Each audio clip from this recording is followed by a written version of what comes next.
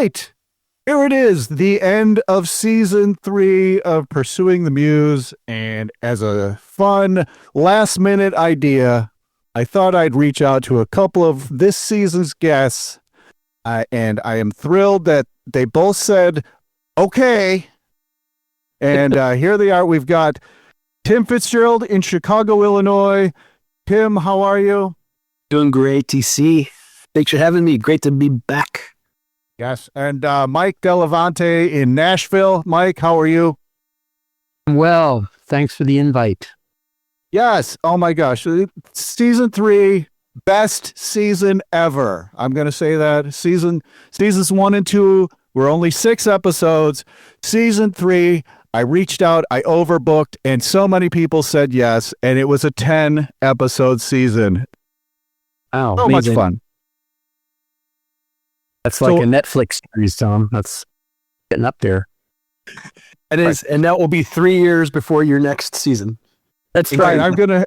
I'm gonna go into a cocoon and hibernate and come out with better equipment. So long they'll make you listen to the whole season before you have to start again because no one knows what you're talking about. That's what happens to me anyway. The nice thing with podcasts, I can listen at like 2.5 speed. Cut down on the time. You do that for podcasts? Because I've done that sometimes accidentally. I'm like, and it bothers me, but I'm like, maybe I should stick with it because it is way more efficient. Oh my gosh, it saves so much time. Yeah. Although if it's a fast talker, I'll dial it back to 2.2.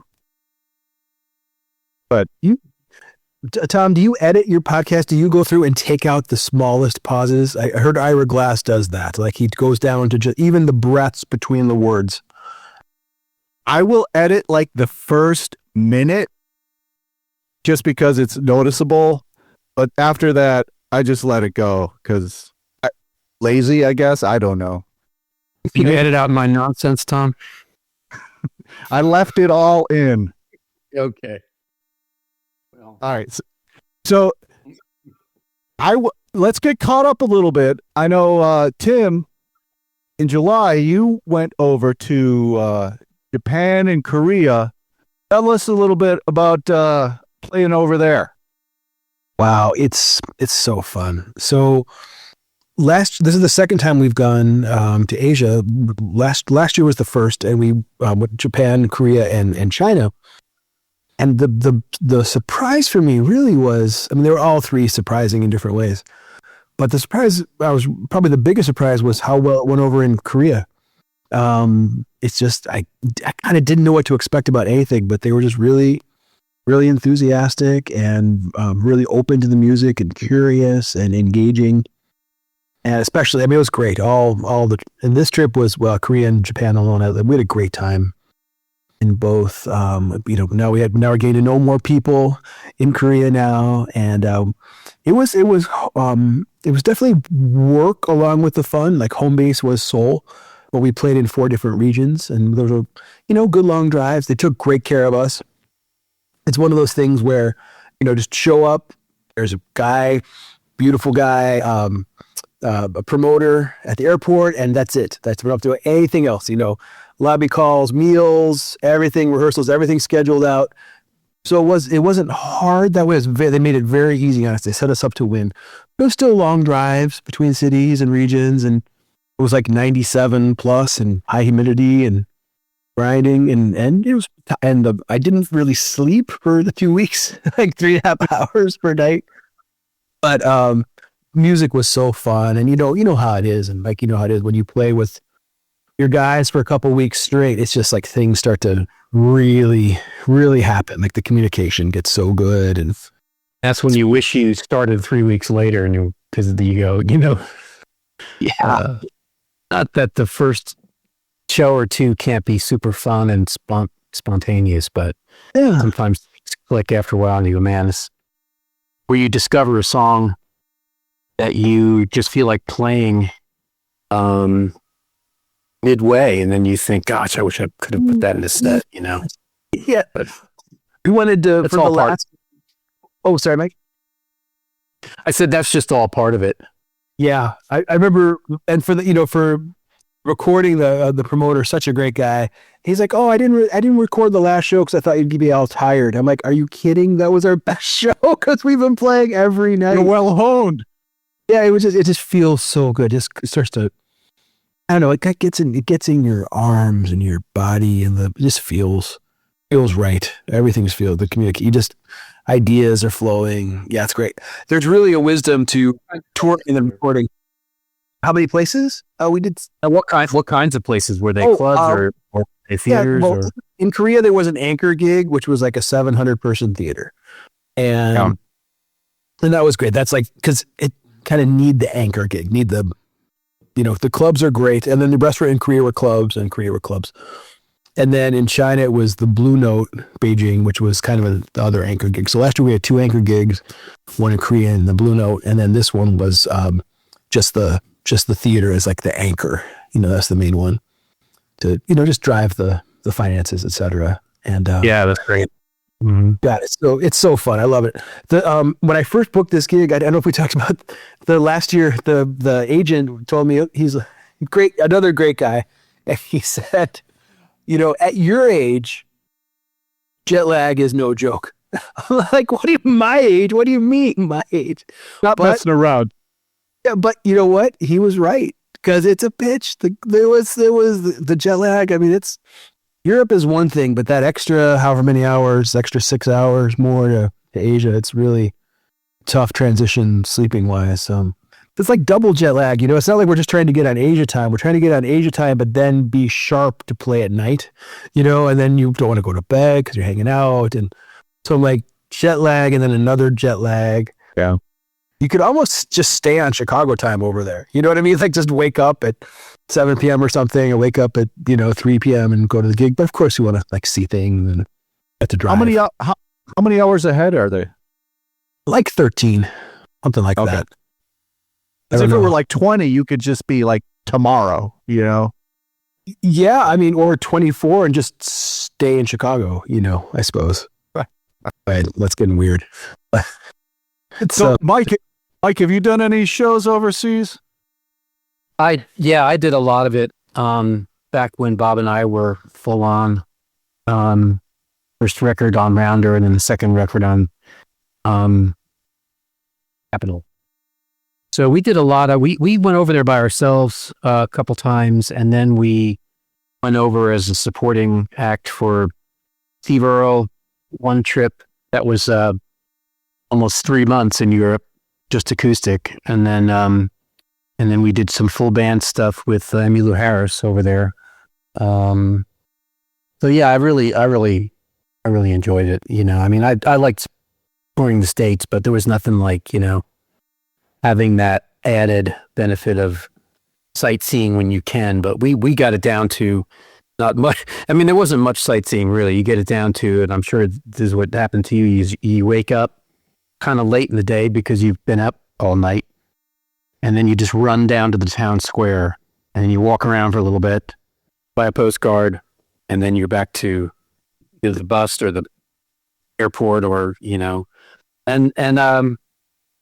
but it was still it was better than not ever doing it, because I hadn't seen myself going to like Ljubljana or Croatia, or these were like just places that I mean, I think right now maybe people would have gone, but back then I was like, I couldn't even spell it.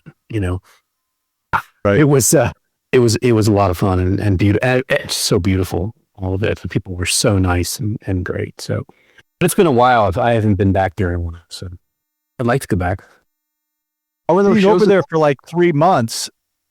It seems like you have the advantage of like the jet lag becomes a no issue.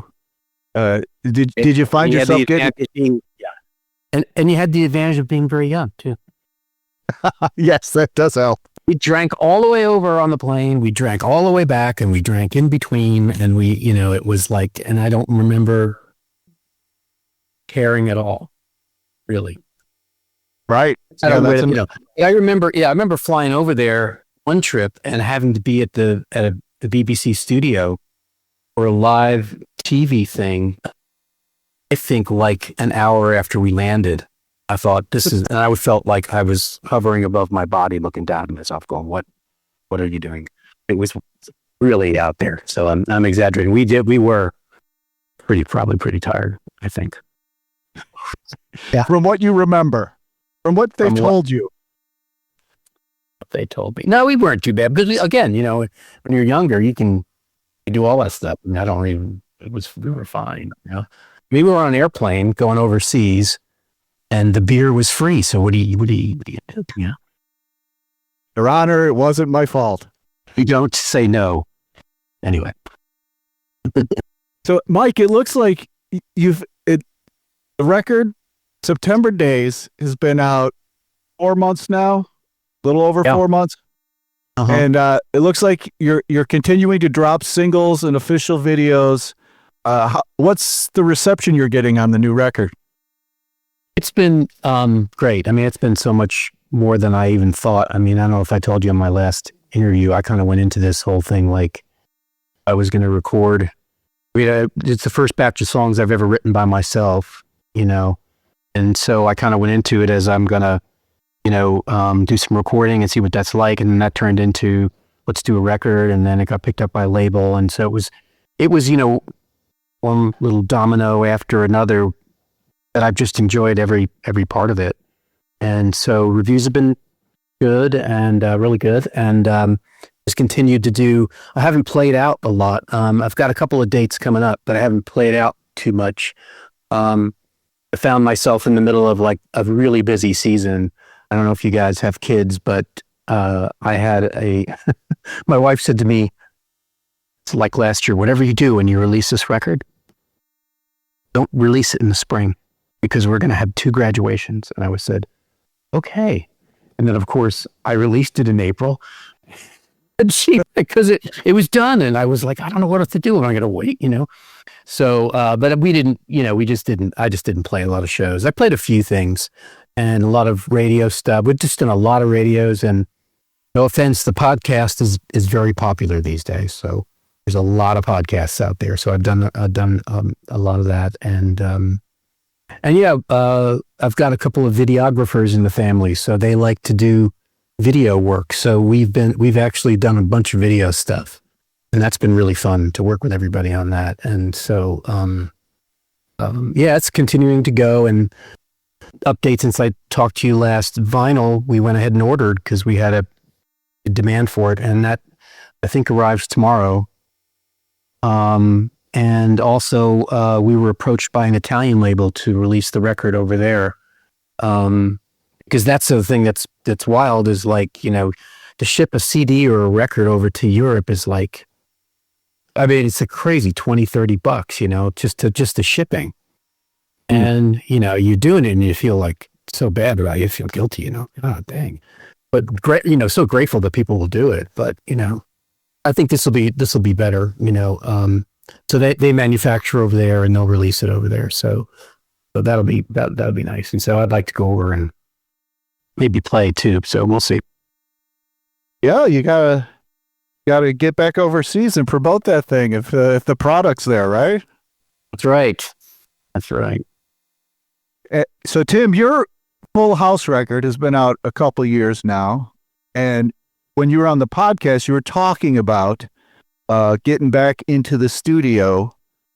Is any progress on what might be the follow-up to Full House? Yeah, I think so. It's the big thing is the arrangements. So it's like, that first set of arrangements took a long time. It was a long project. And it's like, okay, great. It was a success. And like, where's the next one kind of thing? Very common experience. So it's rolling, but I'm also, gigging and working and playing with the trio and doing a lot of other things musically right now. So it is, but yes, I'm inching along on that. So I'm thinking, the plan is if I get it done by the new year to record early in the new year to release later in the year. That would be ideal. There's so many ways for it to go left with these arrangements, man. It's just, sometimes they flow out and they go fast, but also, the deal, just just the consistency and getting down and just getting sitting down to do it. I will say that there have been a few other podcasts, but I always Are you seeing other podcasts, Tim? they don't mean anything to me. I think of you the whole time.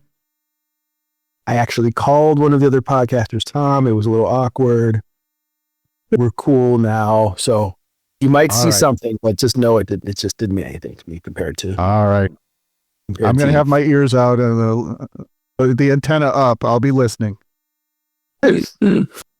Ultimately, we'll come back for season wrap-ups. That's right.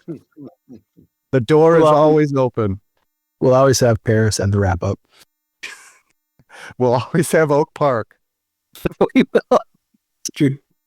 So, yeah, I mentioned this to you via email, Mike, that Tim and I went to high school together. So we've known each other. Joke there, guys. I'm right here. I can hear you. Third wheel, sorry.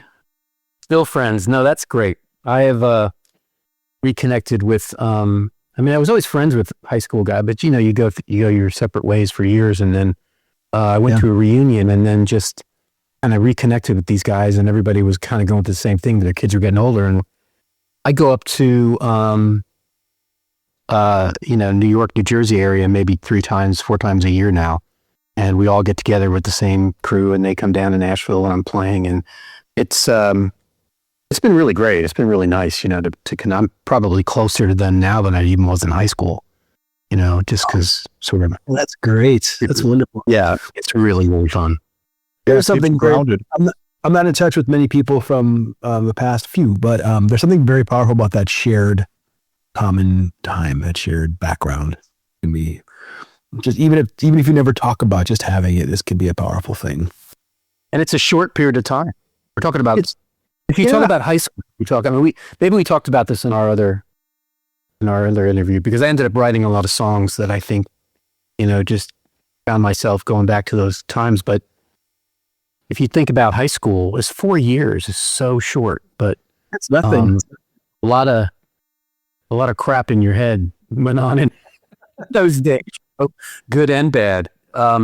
Something, yeah, amazing.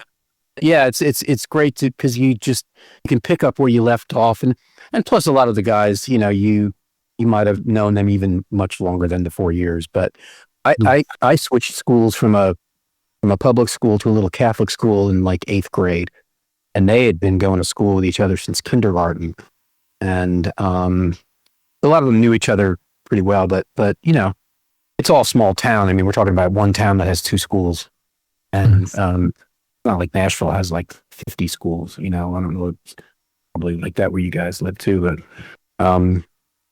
it's not a lot of choices, but you just tend to know everybody, and you had all these background. You could just reminisce about all these different little things, and spending time together. You get together over a beer, and the next thing you know, it's hours go by, and it's pretty good for the soul. I think it feels really good when I come home from trips like that. It just is like, that felt very grounding.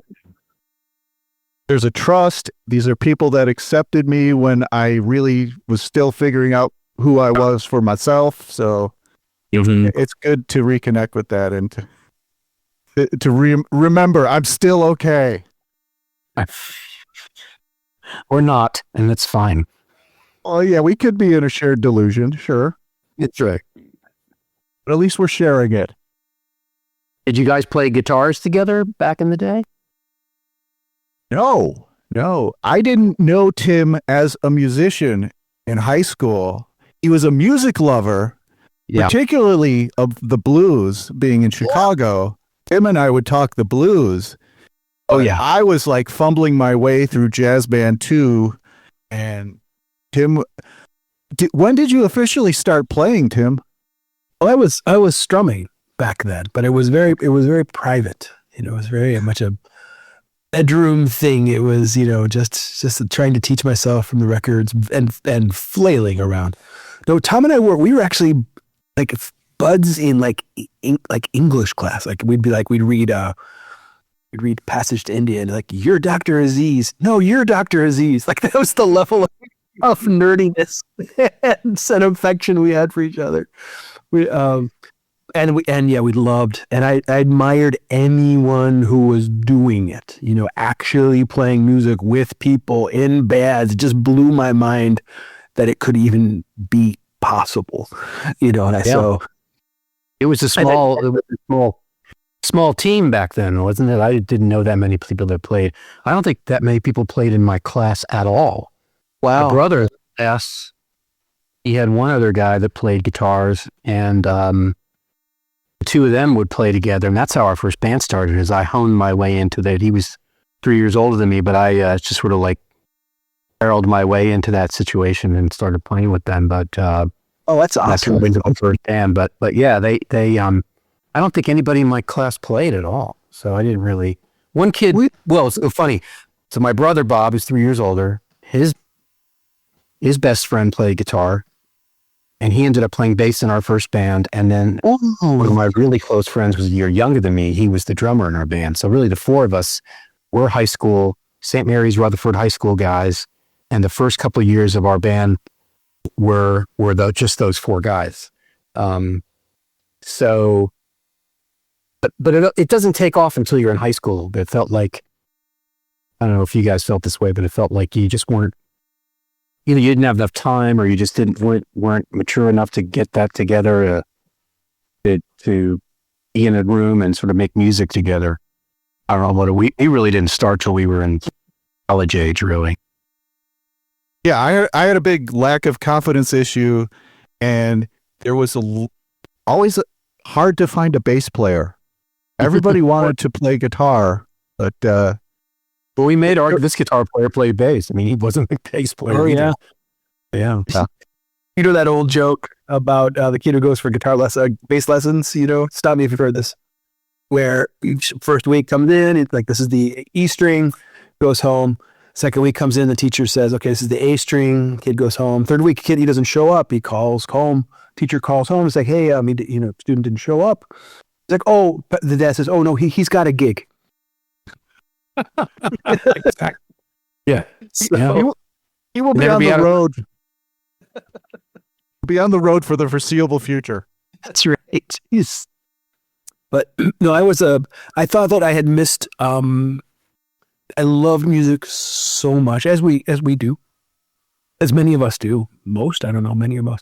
But I thought that was just, I missed it. By that point in high school, it's like, well, I had this, I was an early melancholy guy. I was melancholy about the fact that I missed the window to play music. Like, well, I'm resolved. I'll just, go do other things, write and do what I'm supposed to do, study science or whatever I'm supposed to do. And luckily, college age came around and I was able to pick it up, start getting serious about music then. So I'm an extremely late starter in a lot of ways. But it worked out, but there were 20s were pretty painful, I have to say. Looking at how much, it's like, a few years in, it's like, what have I got myself into? It's like, this is really hard. It's going to be a long time. Sometimes you think it's going to be quick when you're young. You just don't know any better. Yeah. It took a long time for me. My path has been a slow one for sure. Well, you chose you're a musician's musician. I mean, you've chosen a path that is not same, I think, as, does that make sense? I mean, I probably shouldn't have chosen jazz with that in mind, but I mean, I had to follow it. But yeah, it was a particularly hard thing to start late on. Yeah. My musical beginnings were, what can I strum on the guitar at a party that a girl will listen to? That's beautiful motivation, man. Is there anything better? That's good. Yeah. No, and I didn't even do it actually. It was for me all about the camaraderie of friends and playing music together and beautiful. Tonight around a fire and you're strumming, and that's the stuff that we learned was stuff that you could just start singing, and that's when I started doing harmonies early on. I discovered the girl thing later on because I wasn't that bright. I have to ask, what was the song? What song did it? What guy? It would have been. Oh, what things did it? Probably the ones that you might not like as much. But no, it would have been like, for us, we started playing Crosby, Stills, Nash and Young, the Neil Young songs. Awesome. Dylan- Cool girls Dylan- that they work for them. Yeah, and then just gonna say the Eagles songs. The girls just like the Eagles. Yeah, oh, fantastic. Were you singing those harmonies as a youngster? Were you already singing like Eagles harmonies and CSNY harmonies? We didn't do any Eagles as we got into a band thing. We were pretty weird.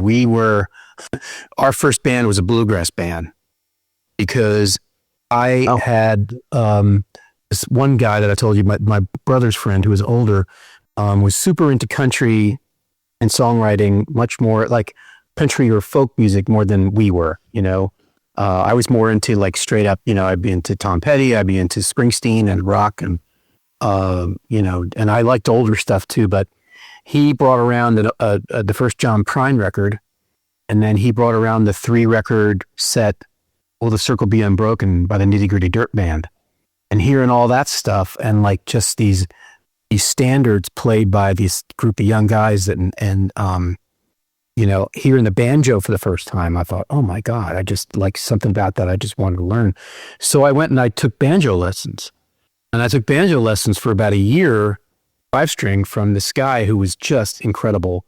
And I became friends with him, and I invited him one day. I said, hey, you want to come over our house? We're just sort of jamming, and he came by and just got along with, he was all of 25. We thought he was like his older guy, We were like 18. I think I was 18 or something like that. And he came by and played with us, and he was like, we were great and we could sing. And he just was like, you guys can sing.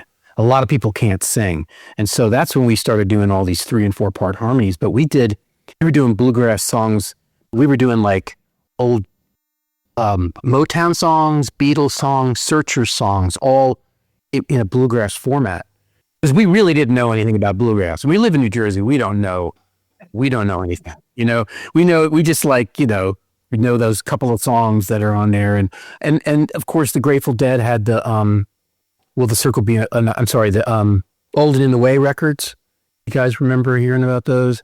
This was Jerry Garcia played banjo very well, and he had a side project called, and I wasn't really into the Grateful Dead at all, really that much. A lot of friends were, but he had this band called Old and in the Way, and had Vassar Clements on violin, and just a really accomplished guys in this band. I remember he had that acoustic bluegrassy thing with that one mandolin player. Was it Grissom? Yeah, Dave Grissom. Yeah, yes. Dave Grissom. Yes, and just this like all-star bluegrass acoustic, and they did do some, bluegrass standards, but they did jazz stuff, and they're just really interesting. And we learned almost all of those records, and so that became popular. And so we were doing it, and it was really going well, we thought. And then we, it was like, I think we friend owned a bar, and they're like, hey, you guys should come play. And then we would play, and then it would be like hundreds of people comment. It was like just crazy. It was all our friends, because we were like right out of high school, and all these, drinking age was 18. So we're just, right, packing out these bars. Yeah. And playing bluegrass music. And then, so that's a long answer to your question about harmonies. That stuff forced us to, I think, to learn harmonies, 3 and 4 parts. That's fantastic. And what a training. And yeah, it was a training, and you learn on those old, we didn't have like online, tablature or anything like that. We're just like playing record back and forth, like the needle down, putting the needle down. That's it. That's your master's degree right there in your training. That's the best. And then do it in front of people, and then that's the training, right? Yeah, right out. So that's how I learned. Yeah, that's how I we got into the harmonies, and then of course singing. My brother was in the band too, so that's when we sort of discovered how our voices melded a little bit too as we went on in the years. Yeah, the magic of certain blends is just, oh God, that's it, man. That's everything. Sometimes just you don't know it till you hear it, and you go, "Whoa!" It'll change your life. I remember actually fitting in with that melancholy. I remember seeing Crosby, Stills, Nash, I presume with Young as well. on TV, whatever it was, Carson or something, way back. And I remember just hearing it. I loved it so much. I just remember I felt this sadness, like, oh, I want to do that. Oh, well. But in particular, it's funny. Like that particular, it's just like those sounds just warmed me. There's some really interesting interviews about those guys because that exact thing happened to them. I mean, they all had backgrounds and they were in different bands, all of them were in different bands. Yeah, right. Before they came together. And then especially Crosby, Stills, and Nash, when they got together in California and they, Graham Nash was in the Hollies, singing the high harmonies. And the three of them got together and started doing this really out there stuff, and they had that moment where they're like, this is really special and we should have a band and we should do something together. And that's when they he quit the Hollies, and I guess I don't know if Crosby's band was still going at the time. I know the Byrds were first, and then he was in, having a brain fart, he was in, two of them were in Buffalo Springfield, right? Or yeah, Stephen Stills definitely was. I thought, was Crosby in that or not? Well, Neil Young was, right. Here you go. Yeah, I don't know. Ever seen Tom Jones sing with them? No. That's an incredible video. Tom Jones is a killer. It's killer R&B singer. When I first saw it, I thought what everybody thought about Tom Jones, like, oh, he's just like this sort of Vegas-y. Yeah. No, but oh my God. And then he's singing, and some of the guys are looking like David Crosby's looking over at him like, do you believe this is Tom Jones? And he's so soulful, I've seen it, and I saw him do a duet with what's her name? I don't know. Like Ella or somebody. Janis Joplin. Oh, no kidding. Wow. Yeah. Crazy. That's a pairing. Tim, have you ever sung? Because I've never heard you sing. Oh, it's funny enough, when I part of my training was doing what we call in Chicago jobbing gigs, club dates, socials, casuals, whatever you call it in your city, but weddings basically. And yeah, I did. I was never a good enough singer to lead, to have my voice all night, but I had the kind of voice that was nice for a change from the powerhouse voices, power. Okay, now let's have the guitar player jump up and sing a couple sweet songs. Kind of fairly sweet voice, I don't know. Sweet, I don't know if sweet's quite the right word. Maybe weak, you could say. I don't know. But I don't have a power blues voice by any means. I like a lot of George Harrison moment or a Ringo moment? Yeah, well, that's a good question. I won't be so bold as to say anything more than, let's say Ringo. That's fine, Okay. But I would sing a couple. When you tour, do you have a vocalist with you, or is it all instrumental? That is instrumental. I do work with a lot of vocalists, a lot of great vocalists I love, but when it comes to my band, I used to kind of split the night with a singer, but it's because there's a long tradition of that in jazz, of course. Instrumental jazz, bring a singer up. But I ended up not working as well long term. It's a little bit dividing the attention in a way, and dividing the kind of the narrative of the night becomes a build up. It almost becomes like the instrumental can be like a warm up to, oh, finally here's the singer, which I work with great singers. I love them. They're fantastic. There's something about, though, especially for the non-expert jazz crowd, for like regular people, let's say Korea, it would have been like, oh my God, that's it. The singers, everything, which is great. I don't want to give that to them too, and maybe we'll do that too. But I'm certainly trying to craft a set, in that case, a festival set or a couple sets of the club. There's a certain shape and thing, something I'm going for the whole night that doesn't quite work with the singer. As much as I love the singers I work with. That makes sense. Yeah, I could see that really kind of just changing it so much, I guess, becomes more of a focus on. Thing. Yeah, no complaints. The singers are great, but yeah, it's a little tighter as a smaller unit. Like the record that that Tom, I think, linked to you, that's 7 people. That's really a big deal to put together and tour with and everything. So I end up doing a lot of, and I love organ trio. I love Hammond B3. That's just, organ and guitar. It's a match made in heaven, we're supposed to be together. So I do too. I love sound. Did you travel with a B3, or did you actually have a B3 on the road? Well, they backlined. They backlined different, a whole bunch of different organs in different places. Yeah. In Japan, we actually had organist, Japanese organist with us, and Tom played piano. So we actually had, that was a quartet in Japan, which was really fun. That's not unprecedented to have both piano and organ. But somewhat unusual. We love that. And then in Korea, we had.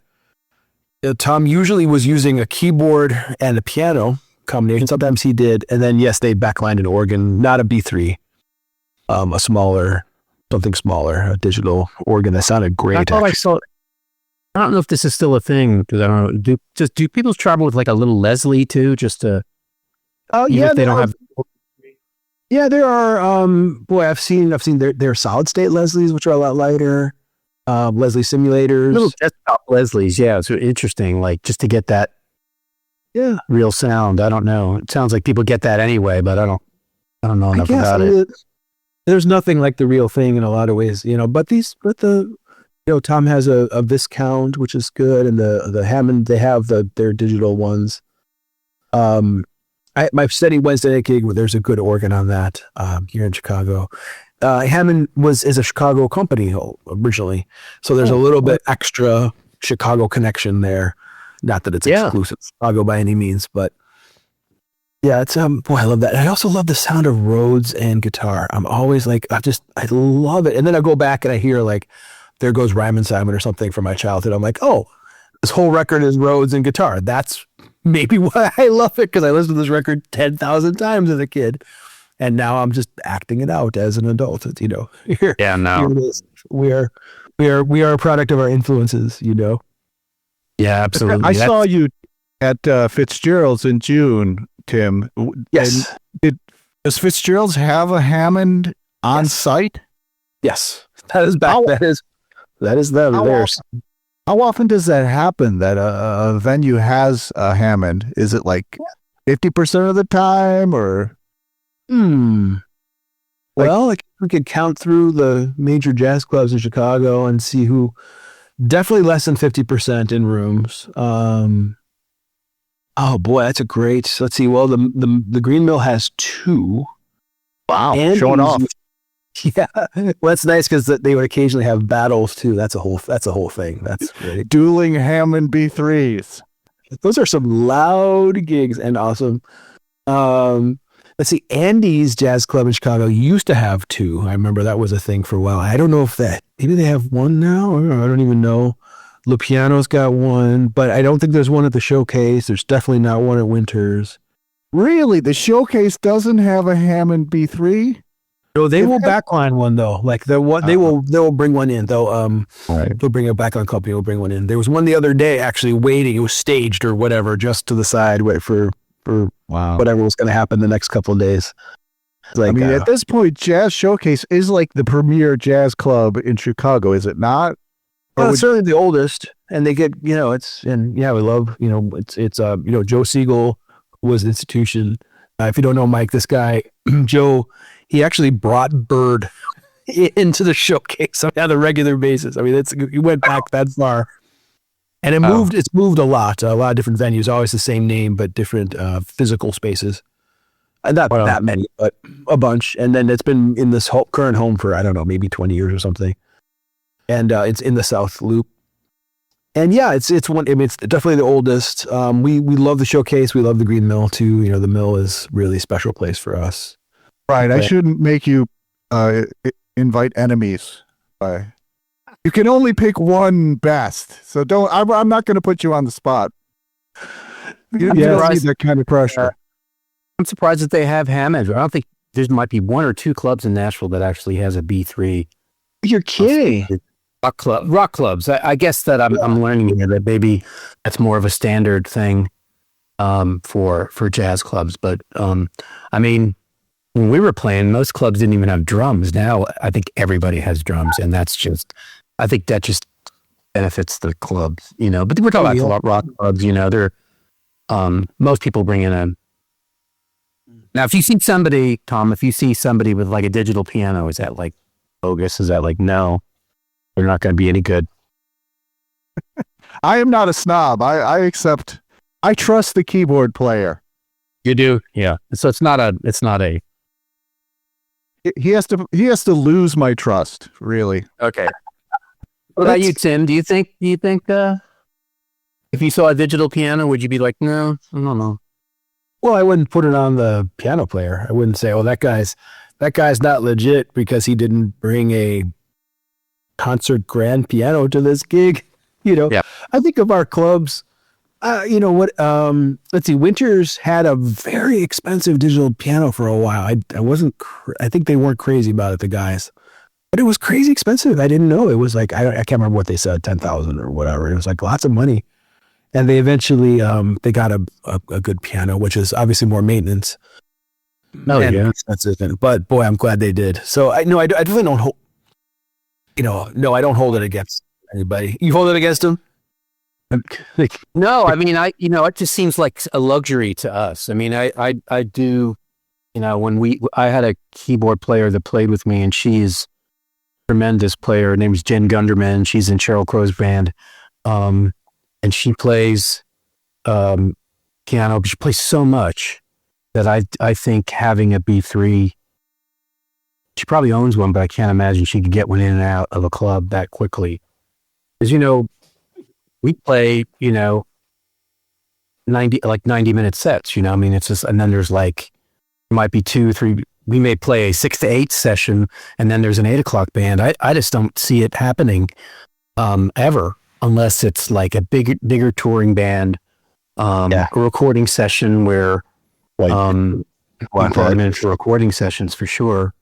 C3, which I never heard of before. You know what that is? Sure. There are A100, these variations, they sound great too. Yeah. True story, a friend of mine, organ player, was loading in. We used to have there was a steakhouse in Evanston where a lot of great players would play, and he was loading. He brought a B3, he's loading in, and the manager, while he's loading in, he basically told him to turn down while he was loading in. It's like, it's already too loud. It's like, you realize I haven't played any notes. I am moving it. You haven't heard anything, and you're telling me to turn down while I'm loading it, which is kind of the ultimate experience for an organ player, being told to turn down before you even take the thing off the cart. Starting off on a bad note there, literally. Exactly. No pun intended. Oh, I actually did intend the pun. Okay, pun intended. Okay. So now, guys, I did have a topic in mind, and okay, Mike, I sent you this link today. Tim, I think I sent you this like maybe 10 days ago. Oh my gosh. This is my AI in music moment where yes. I was in the car. I had been listening to DK Harrell, who was on episode 10 of season 3 of Pursuing the Muse. Great blues guy, 27 years old, down in Louisiana. He's fantastic. He's bringing the best of the 80s blues with a modern twist. He's so great. But because I had been listening to him, I have YouTube Music. It said, "Hey, can I make a playlist for you?" And I said, "Sure," in the style of DK Harrell. And so the third song that comes on is New Old Blues. And I think the song was called Let Go. And I listened to it, and it sounds pretty good. And like the vocals were like impressive. And like I made a mental note to come back to it. And when I did that, I discovered New Old Blues was AI generated music. And I've shared this with both of you, and I've never been fooled by AI music before. And I'm a little frightened that I was. You guys have any response to the track I've shared with you guys? Well, I didn't listen to it because I don't know that I got. Did you send it? Is it in the same chain of? It's probably buried in your email string. Oh shoot! Well, I'm unprepared. Yeah, I remember when you sent it. It was. I remember thinking like, Oh God, I remember thinking, I can't remember if it was the vocal was not quite there or the guitar was not there. It was so clean and so perfect. I'm looking for my response to you. Did you feel like it was too good, too clean? I'm thinking that I'm looking, where's my response here? Do you have, let's see, I can't remember what I said. Because I can't remember if it was yes, I thought it was too, I had a little bit of uncanny valley. Okay. You know, that phenomenon. Yeah, the where it was Ebert like, term. Oh, Roger Ebert coined that? Yeah. I had no idea. And, where it was just not, it was super clean. And I think isn't it just a question of time though, before it's going to be, it was too close for comfort for me. And I mean, I'm in the car. What's coming in a year or 5 years, 10 years. So, I mean, on the one hand, let's say we start getting streaming of AI generated music that takes 12 seconds to create and then it gets uploaded. Streaming services are paying out a fraction of a cent on streaming anyway. I mean, maybe it's not a big impact because these AI bots can't tour. And musicians aren't really making money on recordings anyway. And, it's all merch and tours and stuff. Maybe it's not as big of a threat as it could be, but it certainly dilutes the waters.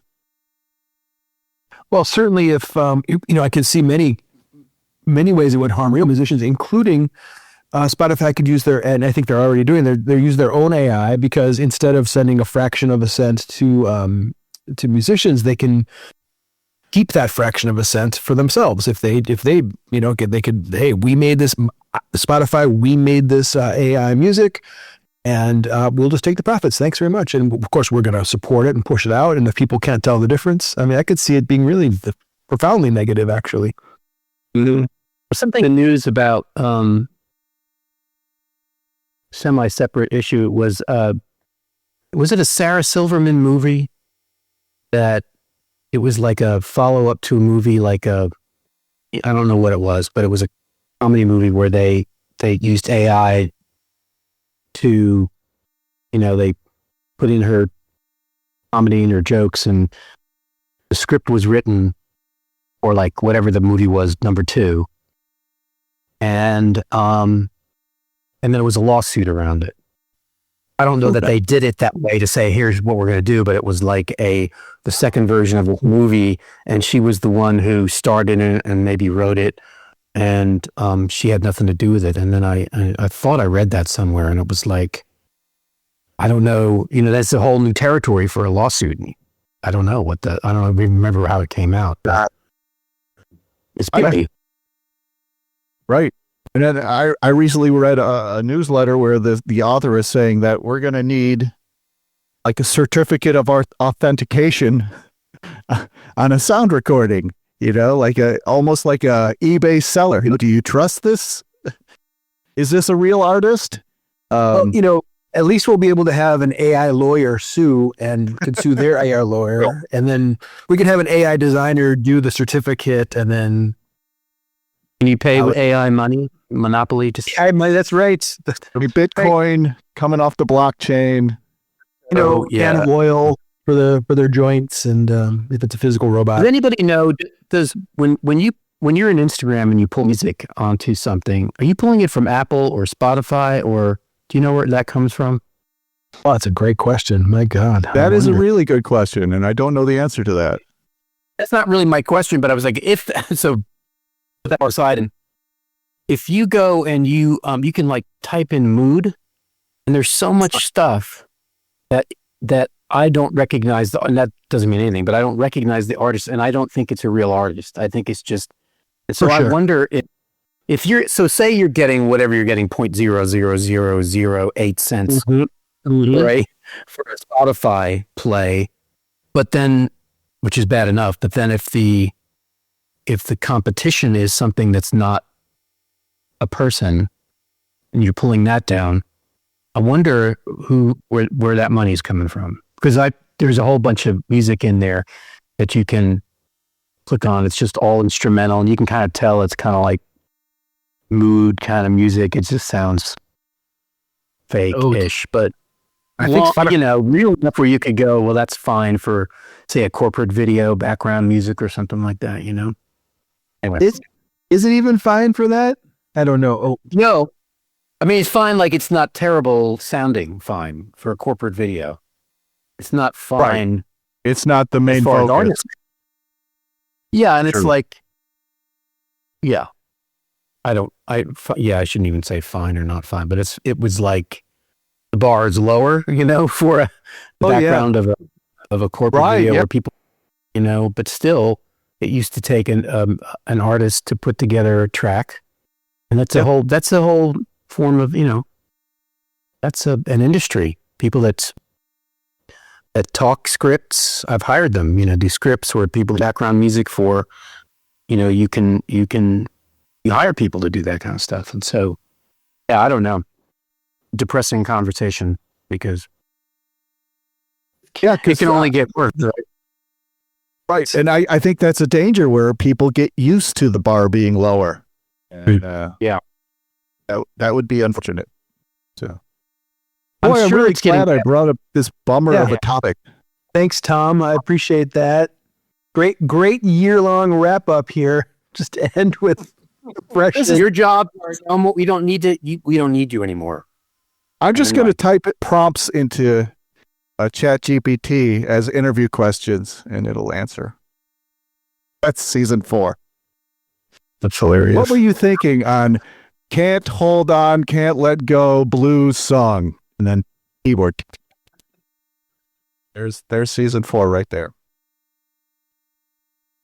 But what are you going to do with all your extra time now that you won't be, if you can just do your podcast? Yeah, I should digitize myself. Yeah, you don't need an interviewer. I could have a bot, interview a bot.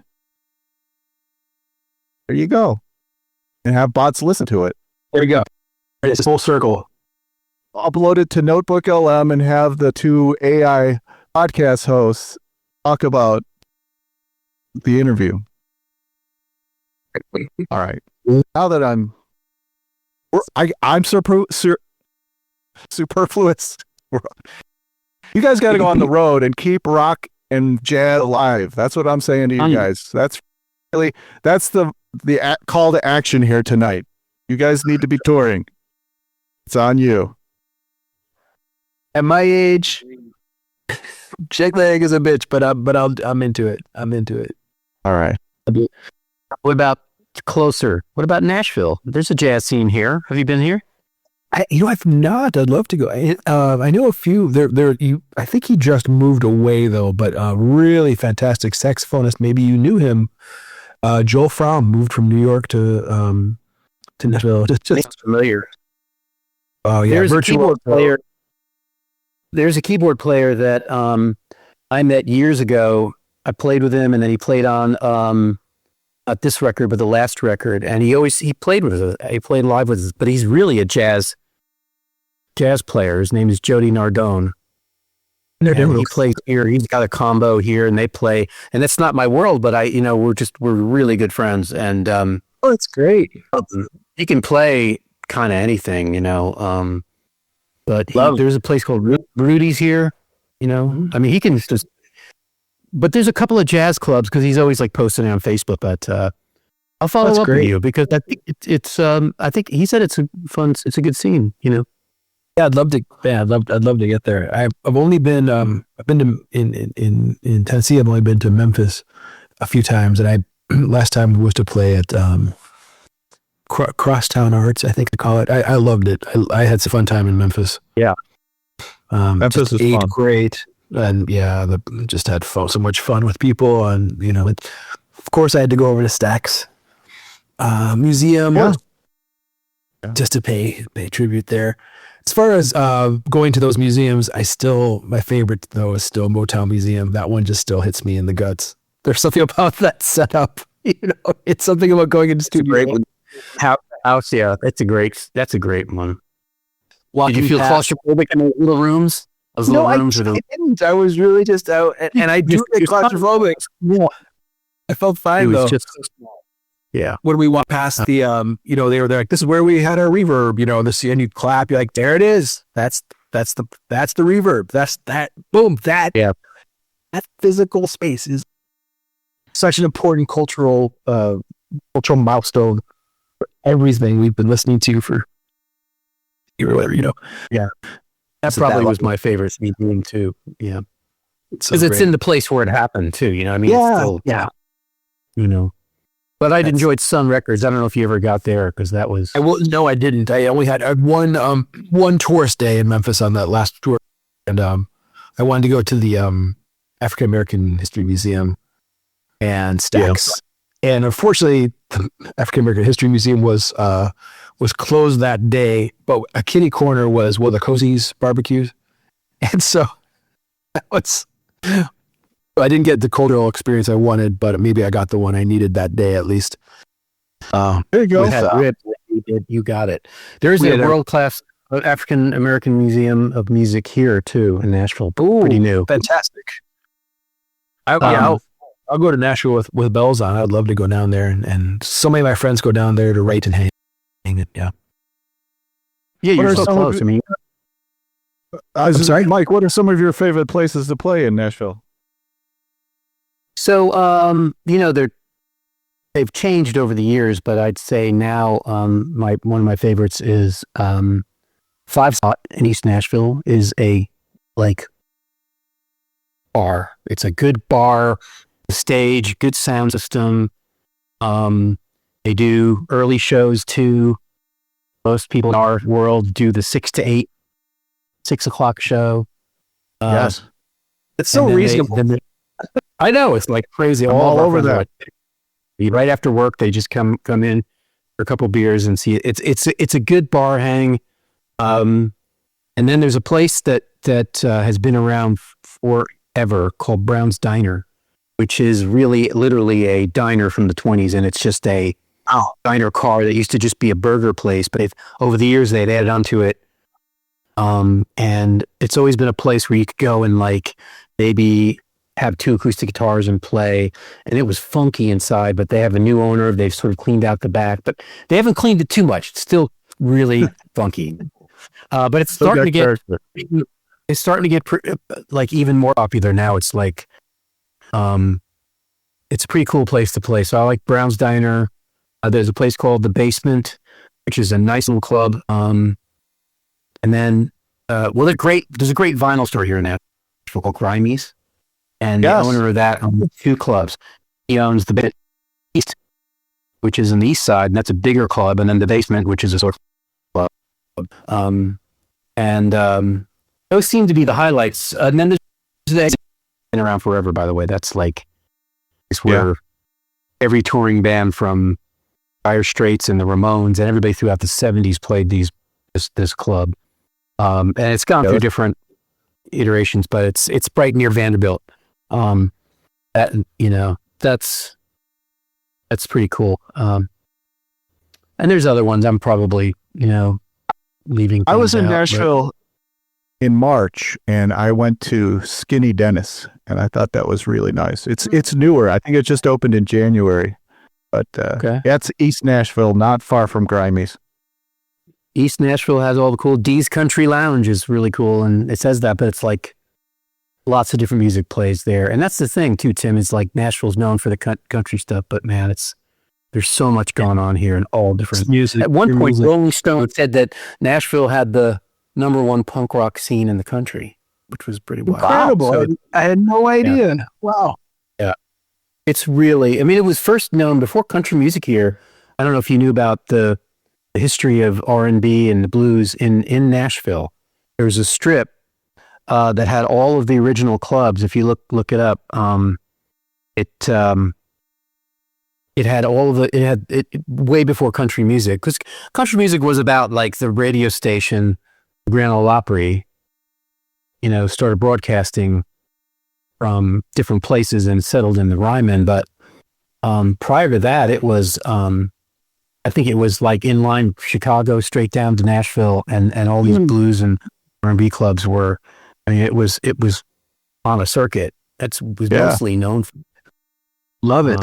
So there's a lot of really great history that people forget about, and then it's luckily people are starting to talk about it more now. So it's in the museums, and people are starting to learn a little bit more about that. But it's Are you great. seeing Great Nashville history. change greatly in these last, since the pandemic, but also just in the past 10 years or 10, what are you seeing? Oh, It was just the population is booming, right? And there was a building boom. Wasn't there wasn't that happening? yeah. Yeah, there were hundreds of people. Like, I think the numbers were like 100 people a day are moving here. Was like, I don't know what the number. Yeah. No, I saw it really change. When I first moved here, it was pretty sleepy little southern town. When was that? I moved here in '93. Okay. And 1993, you could go downtown Broadway and you could just park in front of a funky little bar and go in and grab a beer.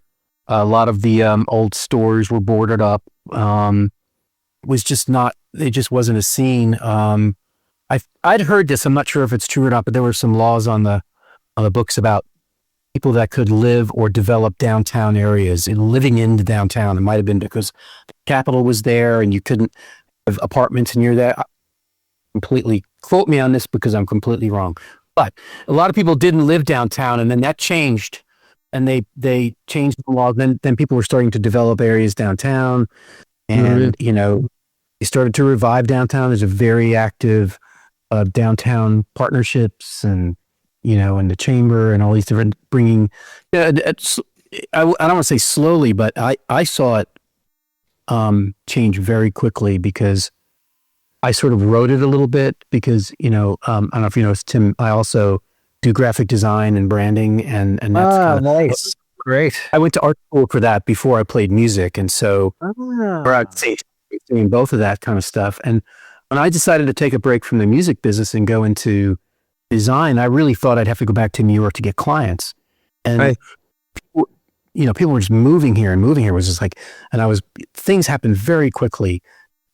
There were no pro sports teams here. There's no real arena here. They built the Bridgestone Arena. They built Nissan Stadium. The Titans came here. Country Music Hall of Fame was built.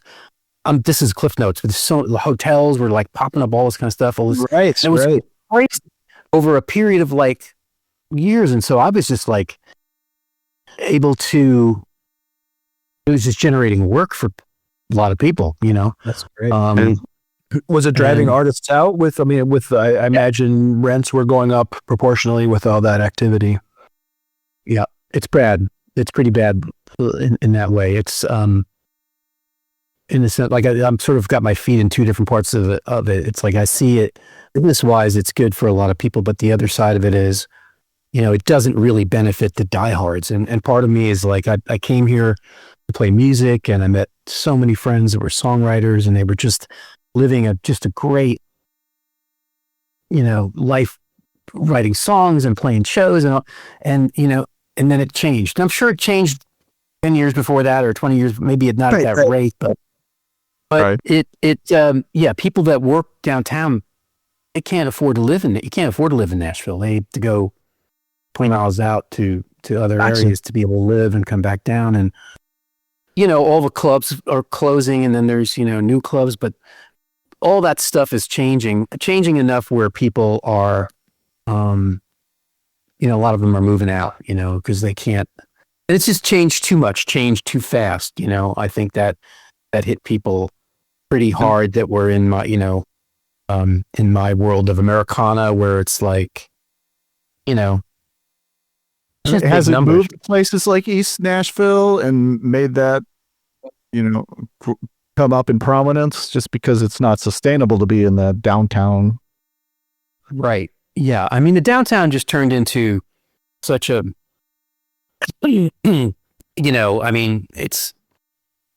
is the number one bridesmaid. Oh God. Bridal Yeah. party destination. And It it's was just ridiculous. out of control down there. But I've got friends that will play like they're, they might be in touring bands, but when they're home, they'll play a section down at Tootsie's. They'll play drums, and they'll just get up, or they'll play at Roberts. And there's still a bunch of really good honky tonks down there where you can see great music. I mean, This is like great music in Memphis. You can go down to You can go see great music, but it's really touristy, So it's kind of both, I like that you said with that boom, you're like, there was a lot of work. And so that's great work for the music. So that's great. I mean, yes, I know it gets more expensive, but there's more work too. It's like, double-edged sword. I mean, but I'm glad there is. Yeah. And with different kind of work, it's turned into a technology town now, just like Austin was. I mean, right. Interesting. A lot of programming jobs. It's a big healthcare town. I mean, it's more healthcare than anything, really. HCA is here. The first HCA, yeah. It's country music. It's healthcare, and it's a big printing company, by the way, because Lifeway printed Bibles here. Oh. So it became one of the printing capitals of the country. Like Nashville history lesson here. Yeah, it's a very interesting. It is a very interesting town. It has a lot to it. I think that's where you get most of your Bibles, right? Is from Nashville. Absolutely. I like to drive down to save on shipping. That's right. Yeah. So when did the Batman building show up down there? That's like almost a staple icon at this point, with like whenever there's a sporting event in Nashville, they show that Batman building. Because what I remember is they bought a block of downtown where there were a couple other things that I knew about. I don't know if you guys have ever seen Showprint, Hatch, Hatch, letterpress printing, like really famous posters. Yeah. It wasn't their original place, but it was on 4th Avenue, I believe. And it was one of the original printing places. And what they did was, they printed all these old posters for circuses and musical events. They have original Hank Williams posters and Johnny Cash posters and all of the touring posters they would do. And they were still functioning. So it became like a bit of a museum. And then it was also like, for $50, you could go in there and get your band's printed, get your band's posters printed, which we did. And I have some around here, but you could still do that, and you can still do that today.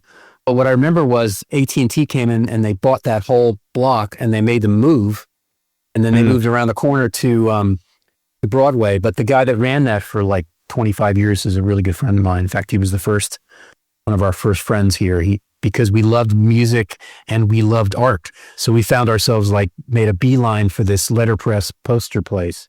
And now the Country Music Hall of Fame bought it, and they've taken the whole operation and put it in the museum, which is great because they preserved it. It's like too bad it's not operating alone anymore, but it's still great because it's all the original presses and all of the metal pipe, and it's still there. Is the Broadway storefront gone then? It's all in the Country Music Hall of Fame? Yeah, the Broadway store. Is that what you saw when you were there?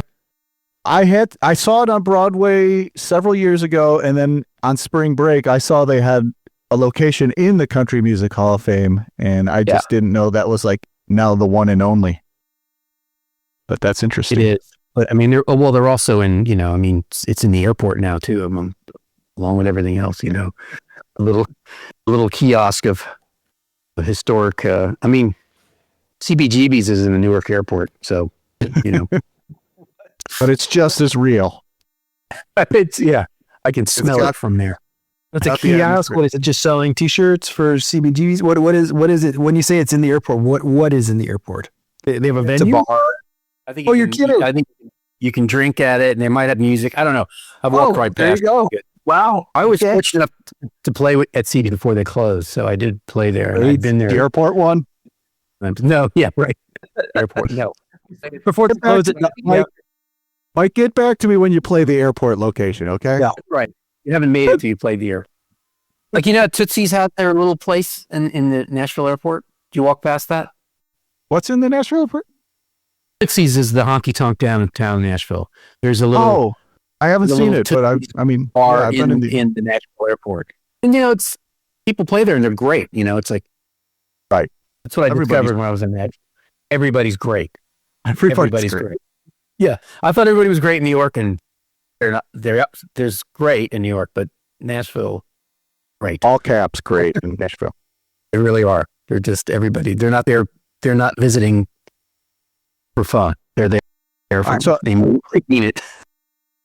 I'm going to say this. I was in Nashville in the spring, went to the Country Music Hall of Fame, and one of my all-time songwriting heroes is Don Gibson, and I expressly wanted to see the Don Gibson memorabilia at the Country Music Hall of Fame, and I even asked a docent, and they told me where it usually was, but then warned me that the displays go into storage on rotation because they don't have enough space to store everything.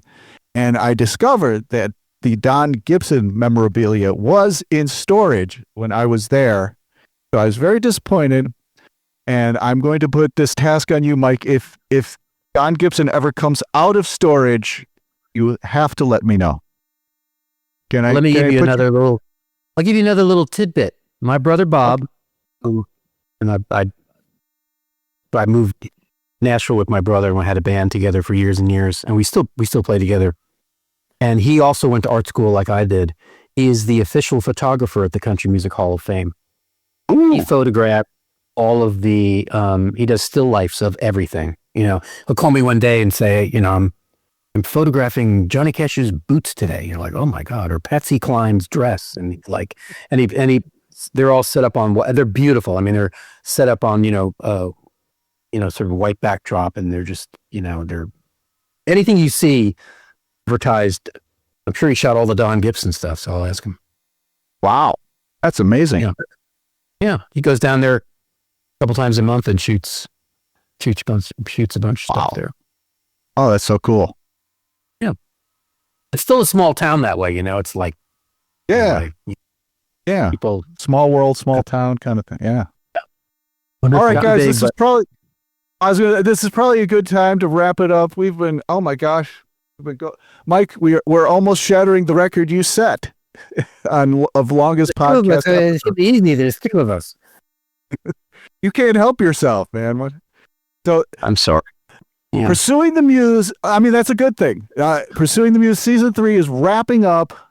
It'll be a few months off. Got some exciting things in mind for season 4.